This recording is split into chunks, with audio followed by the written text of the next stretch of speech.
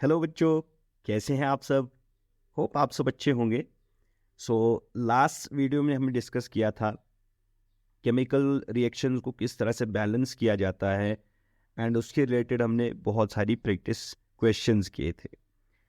I hope कि वो topic आपको बिल्कुल क्लियर हुआ होगा। नाउ आज के इस वीडियो में we are going to start again a very very important topic, that is the types of chemical reactions. ठीक है, बहुत ज़्यादा इंपॉर्टेंट टॉपिक है, एग्जाम पॉइंट ऑफ व्यू से भी बहुत इंपॉर्टेंट है, कॉन्सेप्चुअली भी बहुत इंपॉर्टेंट है। तो चलिए देखते हैं क्या है। We have learn in class 9 that during a chemical reaction atoms of one element do not change into those of the another element, nor do atoms disappear from the mixture or appear from elsewhere. So हमने आज तक ये पढ़ा है कि जब भी एक केमिकल रिएक्शन होती है उसमें कोई भी नई चीज़ कहीं बाहर से नहीं आती है और न ही कोई चीज़ डिसअपियर हो जाती है। ठीक है, और न ही एक एटम दूसरे एटम में कन्वर्ट हो जाता है, एक तरह का एटम दूसरे एटम में कन्वर्ट हो जाता है। So actually chemical reaction involves the breaking and making of bonds between the atoms of the between the atoms to produce new substance. तो लास्ट टाइम भी हमने ये डिस्कस किया था। बेसिकली केमिकल रिएक्शंस में क्या होता है, making and breaking of bonds happens, जिसकी वजह से नए नए सब्सटेंसेस बनते हैं। You will study about the types of bonds formed between atoms in chapter 3 and 4। तो इसको हम आगे जाके पढ़ेंगे चैप्टर 3 and 4 में कौन कौन से बॉन्ड्स होते हैं, किस किस तरह के बॉन्ड्स बनते हैं। लेकिन यहाँ हमें फोकस करना है only on the types of reaction. तो स्टार्ट करते हैं पहली रिएक्शन से, that is combination reaction. Okay, so activity यहाँ पे बताई है। एक्टिविटी में सबसे पहले take a small amount of calcium oxide और quick lime in a beaker. तो सबसे पहले में क्या करना है, कुछ हमें कैल्शियम ऑक्साइड लेना है जिसे हम कैल्शियम ऑक्साइड, जिसे क्विक लाइम भी कहते हैं। Will take this in the beaker, slowly add water to this. इसमें पानी ऐड कीजिए। Touch the beaker as shown in the figure 1.1। इसको टच भी कीजिए। Do you feel any change in the temperature, क्या आपको कोई टेम्परेचर चेंज यहाँ पे लगता है। This is the activity that we have to do. ठीक है, यहाँ पे अगर आप ऑब्जर्व करिए फिगर में, this is the calcium oxide, formation of slaked lime bye the reaction of calcium oxide with water. जब हम कैल्शियम ऑक्साइड को वाटर में ऐड करते हैं तो यहाँ पे केमिकल रिएक्शन होता है। तो calcium oxide reacts vigorously, means बहुत ही फास्ट, तेज रिएक्ट करता है with water to produce slaked lime, जिसे हम केमिकली कैल्शियम हाइड्रोक्साइड कहते हैं, releasing a large amount of heat. And यहाँ पे बहुत ज़्यादा हीट भी प्रोड्यूस होती है। तो slaked lime means calcium hydroxide यहाँ पे प्रोड्यूस होता है एंड सिस्टम पे हीट भी, हमें इस रिएक्शन में हमें हीट भी ऑब्जर्व होगी कि यहाँ पे हीट भी निकलती है।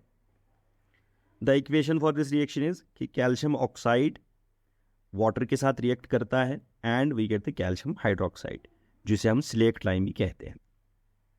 सो क्विक लाइम, या जिसका दूसरा नाम कैल्शियम ऑक्साइड है, उसकी reaction with water it gives us calcium hydroxide and slaked lime.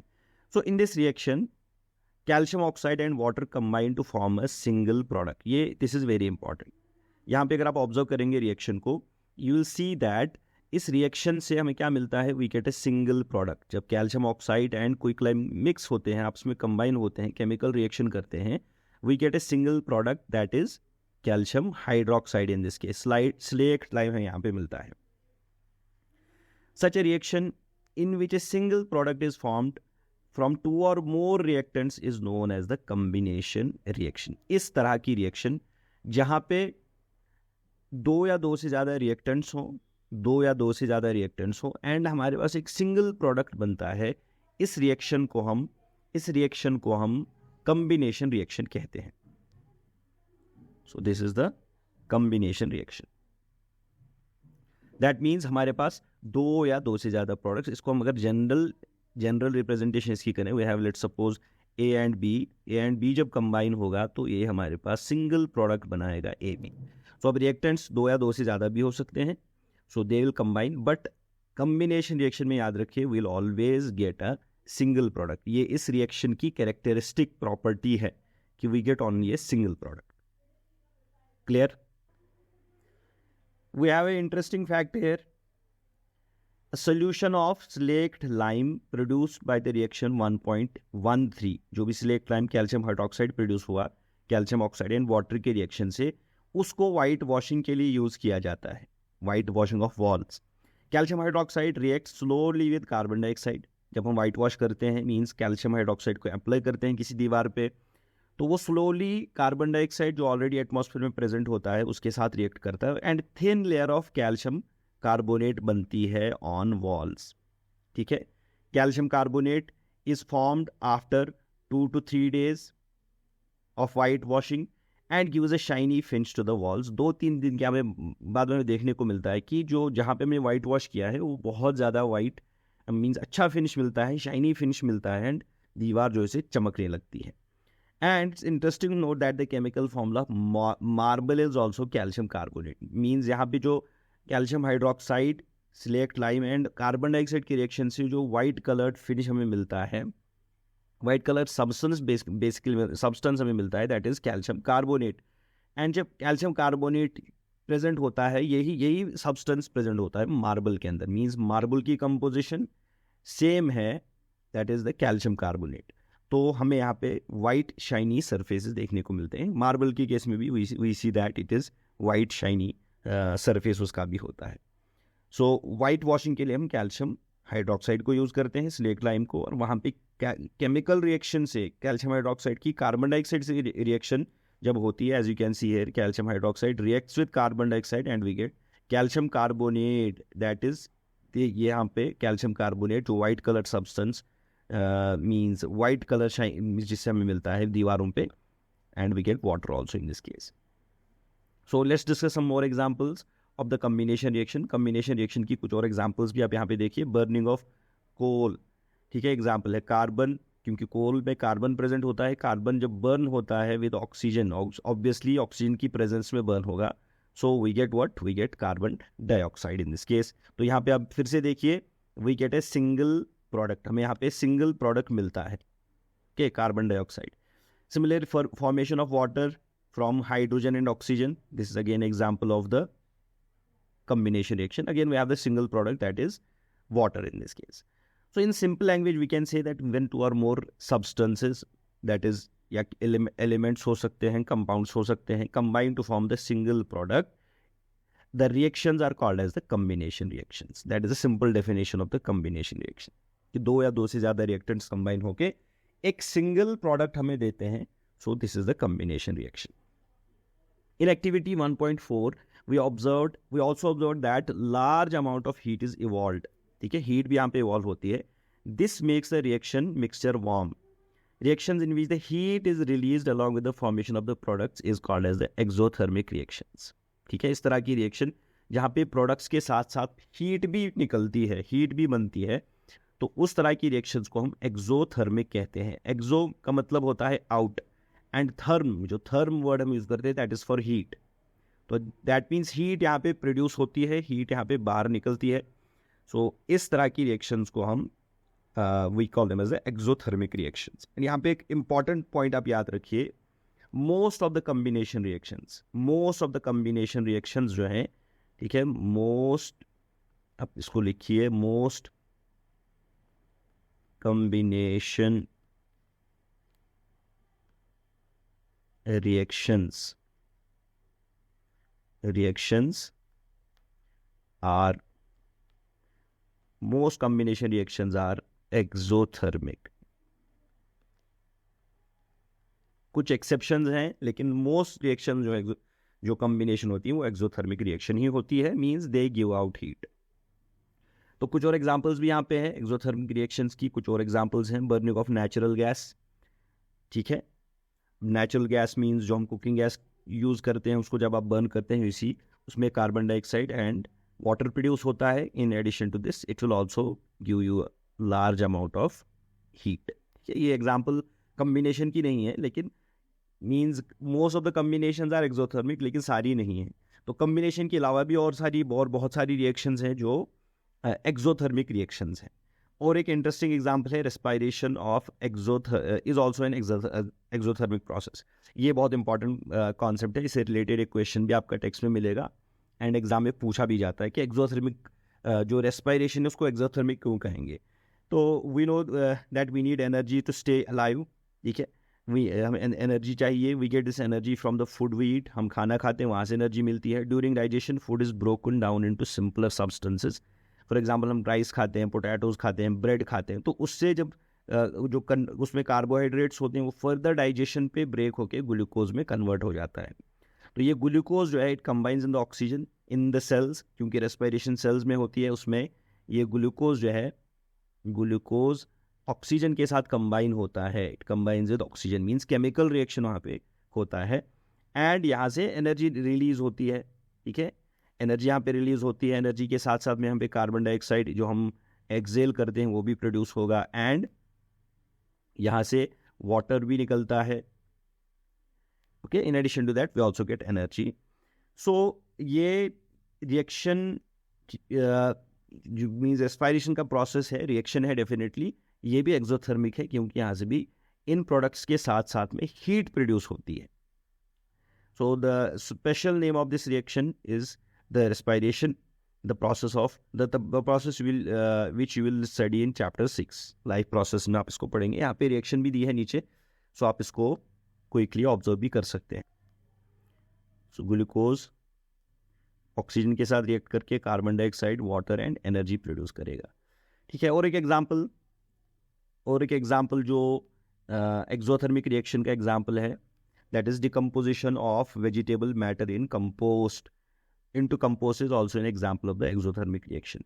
जो वेजिटेबल मैटर हम कंपोस्ट बनाने के लिए, एक स्पेशल टाइप का मैन्योर होता है, उसको बनाने के लिए यूज करते हैं, तो ये भी एक एग्जांपल है exothermic reaction.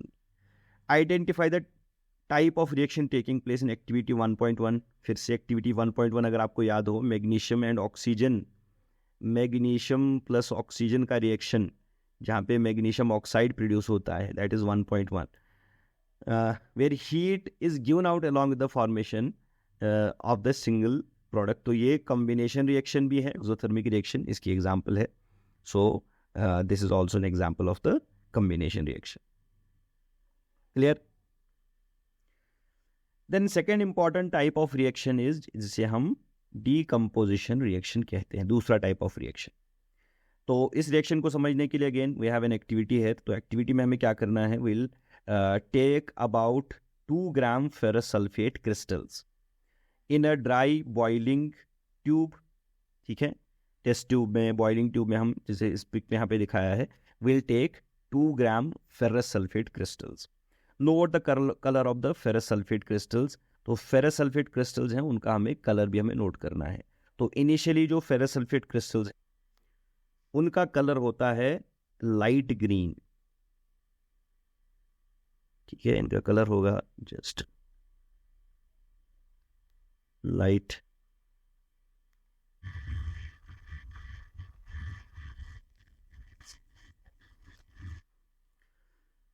Then heat the boiling tube over the flame of the burner और spirit lamp as shown in the figure 1.4 या 1.4 फिगर है, इसमें आप देखिए किस तरह से इसको बॉईल करना है। जस्ट हमें टिल्ट रखना है, थोड़ा सा टेढ़ा अपने आप से थोड़ा सा दूर रखना है, ठीक है, खुद से थोड़ा सा दूर रखना है ताकि हम इसको इनहेल ना करें, यहाँ से जो प्रोडक्ट्स निकलेंगे।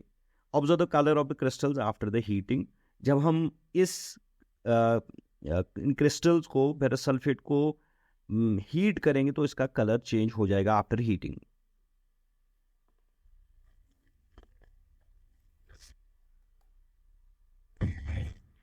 तो हीटिंग के बाद इन क्रिस्टल्स का, इस फेरस सल्फेट का कलर वो कन्वर्ट हो जाएगा इनटू वाइट, ठीक है, मींस कलर चेंज यहाँ पे देखने को मिलेगा, जिससे एक ये चीज़ भी कंफर्म होगी कि हमें यहाँ पे केमिकल रिएक्शन हो रही है। सो आप देखिए यहाँ पे रिएक्शन जब हो रहा है तो किस तरह से इसको होल्ड करना है।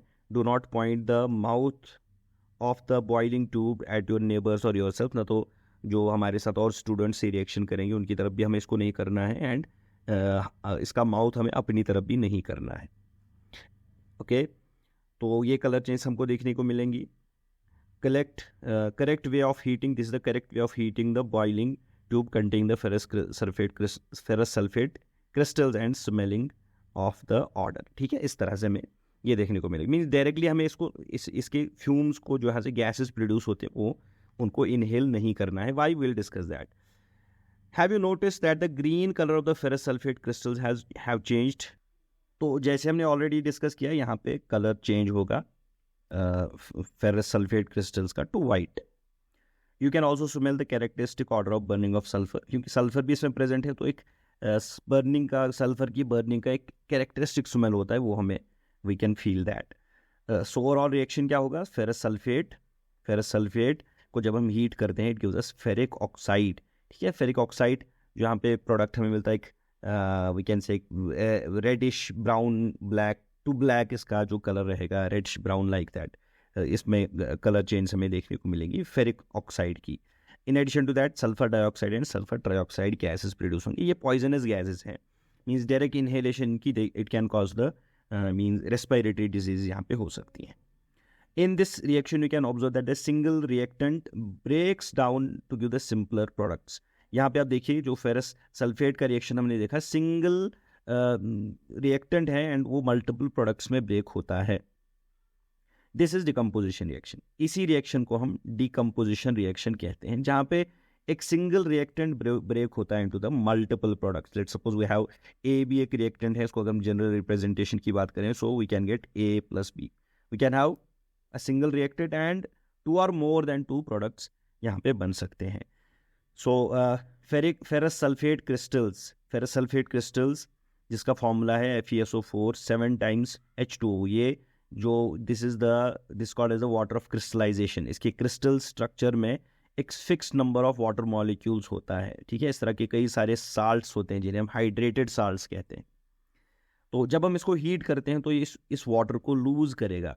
अब देखिए, जो वाटर ऑफ क्रिस्टलाइजेशन प्रेजेंट होता है, उसी की वजह से इन क्रिस्टल्स का कलर रहता है. तो यहाँ पे ग्रीन कलर जो है that is due to the water of crystallisation. लेकिन जो ही हम इसको हीट करेंगे, ये वाटर इवेपोरेट हो जाएगा, मींस लूज करेगा इस वाटर ऑफ क्रिस्टलाइजेशन को, एंड यहाँ पे कलर चेंज होके एक वाइट कलर पाउडर बनेगा. उसके बाद जब फर्दर हीट करते हैं तो it further then decomposes into ferric oxide. Okay, जैसे मैंने कहा, reddish brown colour substance and sulfur dioxide and sulfur trioxide. Ferric oxide is solid, while as sulfur dioxide and sulfur trioxide are gases. तो वो reaction system जो fumes बनते हैं इन्हीं gases के बनते हैं. ठीक है, अनदर एग्जाम्पल, और एक एग्जाम्पल अगर हम डिकम्पोजिशन की बात करें, और एक एग्जाम्पल हमारे पास है, that is the decomposition of calcium carbonate. Calcium carbonate के डिकम्पोजिशन टू कैल्शियम ऑक्साइड. ठीक है, कैल्शियम कार्बोनेट यहाँ पे देखिए, it's commonly called as limestone. Calcium carbonate, जैसे हमने अभी भी पिछली रिएक्शन में हमने बात की थी. तो कैल्शियम कार्बोनेट को जब आप हीट करते हो तो ये वापस क्विक लाइम में कन्वर्ट हो जाता है, कैल्शियम ऑक्साइड प्रोड्यूस करता है, and in addition to that it will give the carbon dioxide. ये प्रोडक्ट्स यहाँ पे बनते हैं. तो calcium oxide is called as a lime और क्विक लाइम, जो इंडस्ट्रियली एक बहुत ही इंपॉर्टेंट सब्सटेंस है. ओवरऑल दिस रिएक्शन जो डिकम्पोजिशन ऑफ कैल्शियम कार्बोनेट की है, ये इंडस्ट्रियल इंपॉर्टेंस की है, क्योंकि यहाँ पे ये कैल्शियम ऑक्साइड प्रोड्यूस होता है जिसको यूज़ किया जाता है in the manufacture of cement. ठीक है, सीमेंट की मैन्युफैक्चरिंग के लिए. When a decomposition reaction is carried out by heating, अगर हमने हीट एनर्जी को यूज़ करके डिकम्पोजिशन किया है, as you can see in this case. ठीक है, अभी तक जो एग्जाम्पल्स हमने डिस्कस की, तो इस तरह की डिकम्पोजिशन को we call that as the thermal decomposition. ठीक है, जहां पे आप हीट यूज करके डिकम्पोजिशन करते हैं, क्योंकि देखिए, डिकम्पोज करने के लिए हमें एक केमिकल सब्सटेंस को ब्रेक करना है, एंड जो ब्रेक हम करेंगे, breaking will take place by some energy. तो अगर हीट हमने एज एनर्जी दी है, तो इस तरह की डिकम्पोजिशन को हम थर्मल डिकम्पोजिशन कहेंगे. Okay, this is the thermal decomposition. Another example of thermal decomposition reaction is in activity 1.6. यहाँ पे activity 1.6 है, यहाँ पे और एक decomposition reaction discussed है. तो देखिए इसमें क्या है, in this case we have to take 2 gram lead nitrate powder in boiling tube, hold the tube with a pair of tongs, जैसे यहाँ पे दिखाया है, and heat it over a flame. Now what do you observe? Note down the change if any. तो आप क्या यहाँ पे ऑब्जर्व क्या करेंगे, you will observe that emission of brown fumes, brown colour के फ्यूम्स, ये गैसेस जो आप यहाँ पे देख रहे हैं, दे विल कम आउट. और ये फ्यूम्स किसके हैं? They are the nitrogen dioxide. The reaction that takes place, तो देखते हैं कौन सा क्या रिएक्शन है, ओवरऑल रिएक्शन जो यहाँ पे होता है उसको देखते हैं quick. So the reaction is, यहाँ पे लेड नाइट्रेट हमने लिया है, लेड नाइट्रेट को आपने हीट किया तो you got lead oxide and nitrogen dioxide and oxygen gas. ठीक है, सिंगल रिएक्टेंट, फिर से ऑब्जर्व कीजिए यहाँ पे वी हैव सिंगल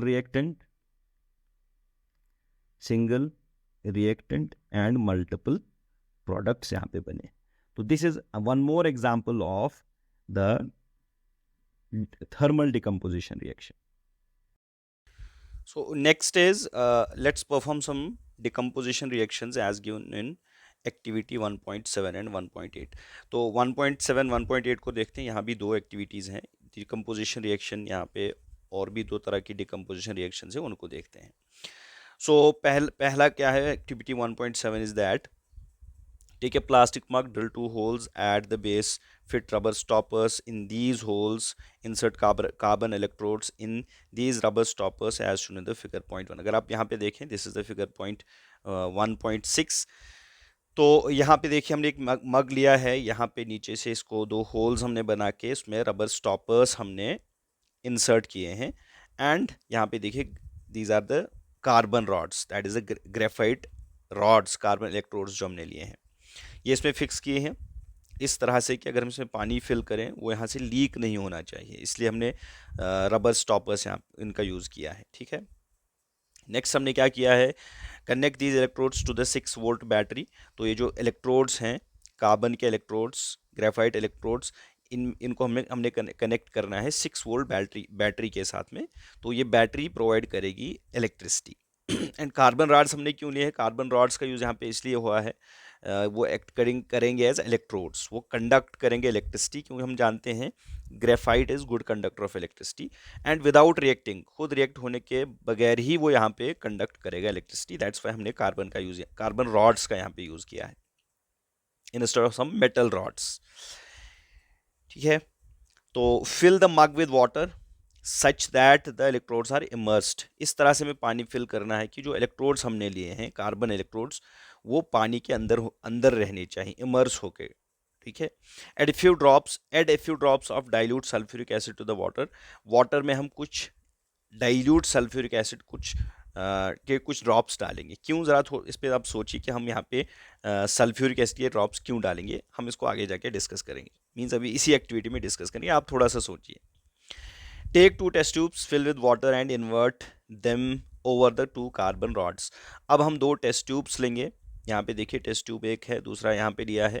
इस तरह से हमने लेना है कि हम उनके अंदर पहले वाटर फिल करेंगे और उनको इन्वर्ट करेंगे और द जो इलेक्ट्रोड्स हम लिए कार्बन के, उसके बाद हम क्या करेंगे, switch on the current and leave the apparatus undisturbed for some time. अब हम स्विच को ऑन करेंगे ताकि करंट यहाँ से चले, ठीक है, करंट पास हो जाए और कुछ देर के लिए हम इसको ऑब्जर्व करेंगे, मीन्स इसी तरह से इसको रहने देंगे। You will observe the formation of bubbles at both the electrodes, दोनों इलेक्ट्रोड्स में, चाहे मीन्स जो पॉजिटिव टर्मिनल के साथ कनेक्टेड है या नेगेटिव टर्मिनल के साथ कनेक्टेड है, दोनों में आप देखेंगे कि हमें बबल्स बनते हुए नजर आएंगे। यहाँ पे दोनों टेस्ट ट्यूब्स में आप देखिए बबल्स बन रहे हैं। ठीक है, बबल्स बन रहे हैं, that means gases are being formed. These bubbles displace water in the test tube. अब विद टाइम क्या होगा, बबल्स भी बनते रहेंगे एंड जो टेस्ट ट्यूब है उसके अंदर वाटर भी डिस्प्लेस होता रहेगा साथ साथ। ठीक है, इसमें वाटर भी कम होता जाएगा, गैस भी साथ साथ बनती जाएगी। Is the volume of the gas collected the same in the both test tubes, क्या दोनों के केस में सेम गैस है। यहाँ पे देखिए, यहाँ स्पेस, खाली स्पेस ज़्यादा है, उसका मतलब यहाँ पे गैस ज़्यादा प्रोड्यूस हुई है। इसके कंपैरिजन में यहाँ पे जो स्पेस है वो कम है, तो यहाँ पे दैट मीन्स गैस कम प्रोड्यूस हुई है इसके कंपैरिजन में। Once the test tubes are filled with the respective gases remove them carefully, उसके बाद हम इसको रिमूव करेंगे जब हम सफिशिएंट अमाउंट ऑफ गैस यहाँ पे प्रोड्यूस होगा। वो कैसे पता चलेगा, स्पेस बढ़ता जाएगा with time inside the test tube, तो उनको हम रिमूव करेंगे, बहुत ही ध्यान से करेंगे। Test these gases one by one, इनको एक एक करके हम टेस्ट करेंगे by bringing a burning candle close to the mouth of the test tube. दोनों टेस्ट ट्यूब्स में गैस भरी होगी, तो इनको हम बहुत ही ध्यान से एक बर्निंग कैंडल या कोई भी बर्नर हमारे पास हो उसके पास लाएंगे। तो यहाँ पे कॉशन भी लिखा है, क्योंकि यहाँ पे हमें बहुत ध्यान से इसको करना पड़ेगा। तो caution notes is this must step must be performed carefully by the teacher. ठीक है, स्टूडेंट्स ना करें खुद, एक्सीडेंटल खतरा है। What happens to each in each case, हर केस में क्या होगा, which gas is present in each test tube. तो यहाँ पे देखिए दोनों केसेस में गैसेस बन रहे हैं। In the first case carbon sorry oxygen gas is produced, इस केस में सेकेंड केस में हाइड्रोजन गैस बन रही। तो दो तरह के गैसेस बनेंगे। तो जब हम इनका टेस्ट करेंगे, बर्नर के सामने लाएंगे, तो ऑक्सीजन के पास, ऑक्सीजन वाले ट्यूब के पास जब हम लाएंगे तो यहाँ से जो फ्लेम है, फ्लेम विल बिकम इंटेंस। ठीक है, फ्लेम विल इंक्रीज। क्यों? क्योंकि oxygen is a supporter of combustion. Burning of candle जो है कंबस्शन उसका हो रहा है। तो जब हम ऑक्सीजन के पास को लाएंगे तो उससे उसकी कंबस्शन ज़्यादा होगी, तो फ्लेम उससे बढ़ जाएगा। एंड हाइड्रोजन का टेस्ट क्या रहेगा? हाइड्रोजन, वी हैव लर्न कि hydrogen Burns with a pop sound, एक ऑडिबल पॉप साउंड के साथ में जलेगा, जिससे पता चलेगा कि जो गैस यहाँ पे प्रोड्यूस हुई है that is none other than hydrogen gas. तो ये इसका टेस्ट है इन दो गैसेस का, ये हमारी ऑब्जर्वेशन होगी। सेकेंड चीज़, ये एक क्वेश्चन ये भी पूछा है कि जो दोनों केसेस में, अच्छा एक क्वेश्चन मैंने आपसे पूछा था कि डाइल्यूट सल्फ्यूरिक एसिड हमने क्यों यूज़ किया। देखिए वाटर को कंडक्टिव बनाने के लिए, ताकि वाटर के अंदर इलेक्ट्रिसिटी कंडक्ट हो जाए, क्योंकि प्योर वाटर जो होता है उसमें सिर्फ वाटर के मॉलिक्यूल्स होते हैं, वो कंडक्टिव नहीं होता है, उसमें इलेक्ट्रिसिटी कंडक्ट नहीं होती है। तो उसको कंडक्टिव बनाने के लिए, उसके अंदर कंडक्शन हो, हम उसके अंदर कोई ऐसा सब्सटेंस डालते हैं जो आयनाइज हो, वहाँ पे जिसकी आयनाइजेशन डिसोसिएशन हो, जो आयंस प्रोड्यूस करे और उन आयंस की मूवमेंट से करंट पास हो। सो दैट्स हमने यहाँ पे डाइल्यूट HCl यहाँ पे ऐड किया था। अच्छा, और एक क्वेश्चन था कि जो वॉल्यूम ऑफ गैसेस कलेक्टेड, क्या ये सेम है दोनों साइड में?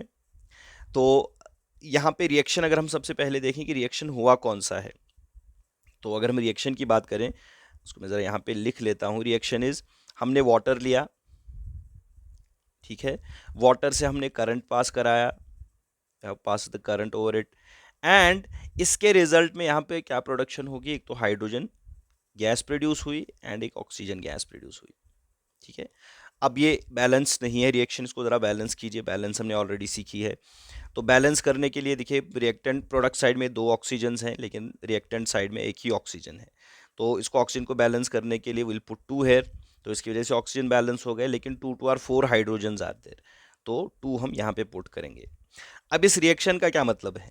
रिएक्शन मतलब ये है, रिएक्शन का मीनिंग ये है कि हमने वाटर के मॉलिक्यूल को जब इलेक्ट्रोलाइज कराया, ब्रेक किया, देन इट ब्रोक इनटू, जब हमने दो वाटर के मॉलिक्यूल्स लिए, उनको ब्रेक किया, तो हमने 2 हाइड्रोजन के मॉलिक्यूल्स प्रोड्यूस किए एंड एक ऑक्सीजन का मॉलिक्यूल यहाँ पे प्रोड्यूस हुआ। दैट मीन्स जो वॉल्यूम ऑफ ऑक्सीजन है that is twice the volume of the volume of hydrogen gas is twice the volume of the oxygen gas itself. तभी आप यहाँ पे देखते हैं कि जिस जिस टेस्ट ट्यूब में हाइड्रोजन प्रोड्यूस हुई है, उसको आप ज़रा ध्यान से देखिए, उसके अंदर स्पेस ज़्यादा है, खाली space, and as compare to उसमें जहाँ पे ऑक्सीजन है, क्योंकि ऑक्सीजन कंपेरेटिवली लेस प्रोड्यूस होती है हाइड्रोजन के कंपैरिजन में। ठीक है, मीन्स हाइड्रोजन का वॉल्यूम डबल होगा, तो volume of hydrogen will be also double. तो इस रिएक्शन को ज़रा ध्यान में से देखिए, इसको नोट भी कीजिए, इसको याद रखिए, ये रिएक्शन यहाँ पे हो रहा है। तो रिएक्शन को अगर हम बहुत ध्यान से देखेंगे तो आप यहाँ पे ऑब्जर्व कर पाएंगे। दिस इज डिकम्पोजिशन रिएक्शन, यहाँ पे डिकम्पोजिशन हुआ है, डिकम्पोजिशन। ठीक है, decomposition reaction, single reactant is breaking into multiple products, लेकिन इलेक्ट्रिसिटी का यहाँ पे यूज़ हुआ है, करंट का हमने यूज़ किया है, देयरफॉर इस वाली जो डिकम्पोजिशन है, इसको हम नाम देते हैं इलेक्ट्रोलिटिक।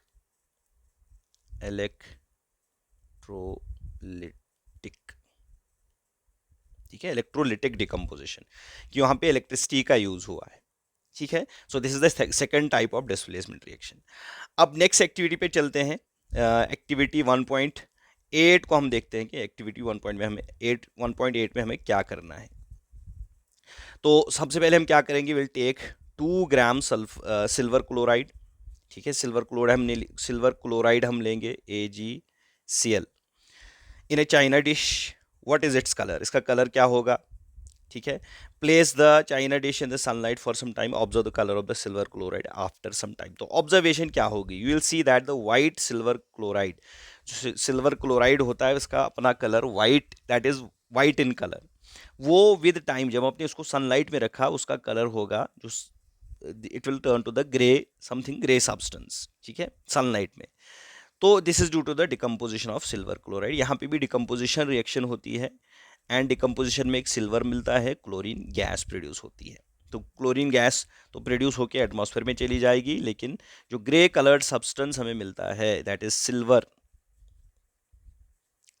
वो हमें that will be there in the जो भी जिस भी कंटेनर में हमने सिल्वर क्लोराइड दिया था, जैसे चाइना डिश में यहाँ पे। So this is again an example of the decomposition reaction. Clear? इसी तरह से silver bromide also behaves in the same way. इसको जब आप लाइट इस पे शाइन कराते हो तो ये सिल्वर एंड ब्रोमीन गैस में कन्वर्ट हो जाता है।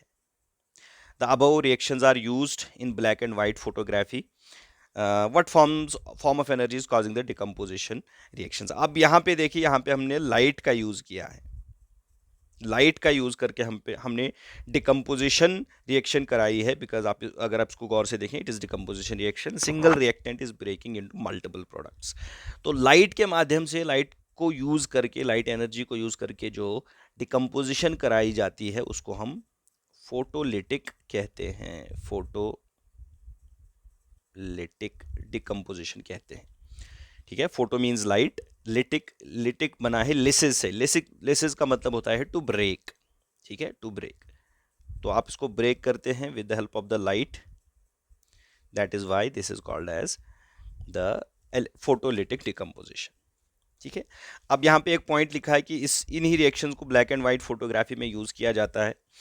अभी जो है प्रेजेंट टाइम में हम डिजिटल फोटोग्राफी का यूज करते हैं। आज के ज़माने में बहुत कम ब्लैक एंड वाइट फोटोग्राफी को यूज़ किया जाता है, जिसमें फिल्म्स का यूज़ किया जाता था पर्टिकुलरली।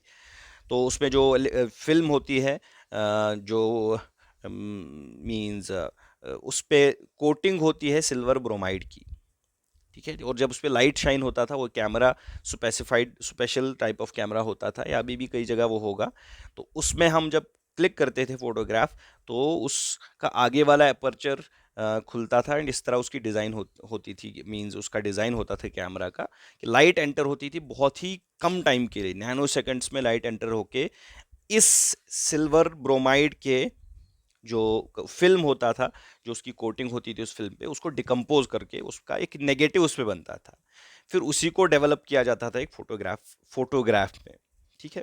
तो प्रेजेंट टाइम में इसका बहुत कम यूज़ है, but it has been used. चलिए, we have seen that the decomposition reactions require energy in the form of heat, light or electricity for breaking down the reactants. Reactions in which energy is absorbed are known as endothermic reactions. अब आप इन reactions को अगर आप देखेंगे, जहाँ पे हमने चाहे फोटोलिटिक डिकम्पोजिशन रिएक्शंस की, चाहे इलेक्ट्रोलिटिक हो, फोटोलिटिक हो या थर्मोलिटिक डिकम्पोजिशन हो, तीनों तरह के डिकम्पोजिशंस में the energy has been absorbed. तो इस तरह की रिएक्शन जहां पे एनर्जी एब्जॉर्ब होती है उसको हम एंडोथर्मिक रिएक्शन कहते हैं, ठीक है। इससे पहले हमने एक्सोथर्मिक पढ़ी थी जहां पे एनर्जी इज रिलीज्ड, तो एक्सोथर्मिक है, लेकिन एंडोथर्मिक रिएक्शंस में एनर्जी इज एब्जॉर्ब्ड। इसको ध्यान में रखिए।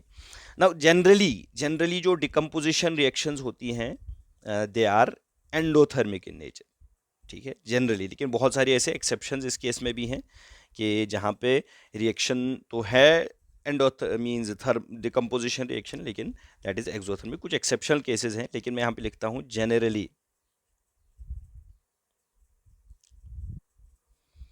डिकम्पोजिशन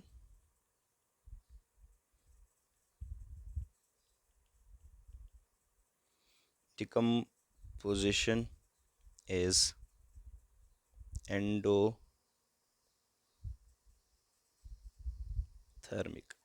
क्योंकि हमें किसी न किसी टाइप की जो एनर्जी है वो सप्लाई करनी पड़ती है। Carry out the following activity, यहाँ पे एक एक्टिविटी दी है, वो कहा गया है कि इसको आप परफॉर्म कीजिए। इस एक्टिविटी में क्या है, take 2 gram of barium hydroxide in the test tube Add 1 gram ammonium chloride and mix with the help of the glass rod. Touch the bottom of the test tube with your palm. What do you feel? Is this exothermic or endothermic reaction? तो reaction जो यहाँ पे होगा उसका अगर हम equation लिखेंगे it is, तो रिएक्शन है बेरियम हाइड्रोक्साइड, ठीक है। इसका रिएक्शन होता है with ammonium chloride that is NH4Cl। And reaction में जो प्रोडक्ट्स होंगे, एक तो बेरियम का क्लोराइड बनेगा, salt will be BaCl2 will be formed, and ammonia होगा NH3 plus water will be also formed in this case, ठीक है। तो अमोनिया जो है that is gas, barium chloride aqueous solution बनेगा BaCl2 and H2 will be in the liquid form.